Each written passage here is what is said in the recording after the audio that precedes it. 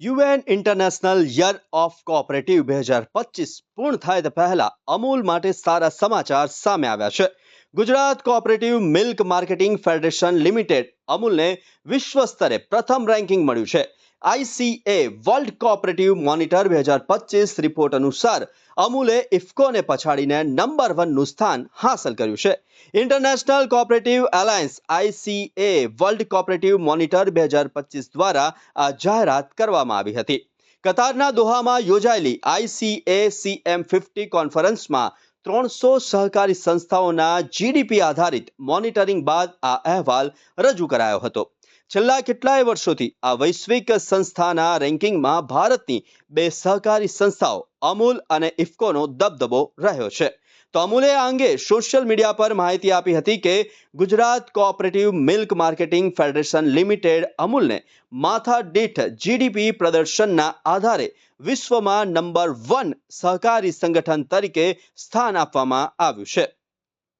GCMMFના MD Jayan મહેતાએ જણાવ્યું હતું કે અમૂલની પ્રોડક્ટના 38% ગ્રાહકો શહેરો અને ગામડાના છે, જે દર્શાવે છે કે અમૂલ માત્ર શહેરની બ્રાન્ડ નથી.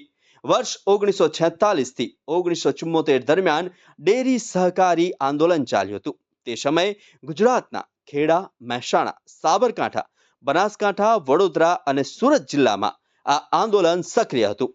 જ્યારે આ જિલ્લાઓની દૂધ સહકારી સમિતિઓ તેમની ડેરી પ્રોડક્ટ્સને લઈને બજારમાં આવી, ત્યારે તેમને વેપારીઓ દ્વારા શોષણનો સામનો કરવો પડ્યો હતો.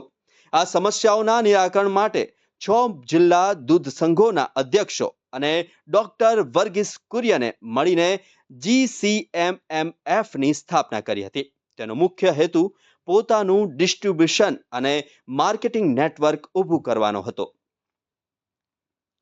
હાલમાં ગુજરાતના 18 જિલ્લા દૂધ સંઘો GCMMFના નેટવર્કનો હિસ્સો છે.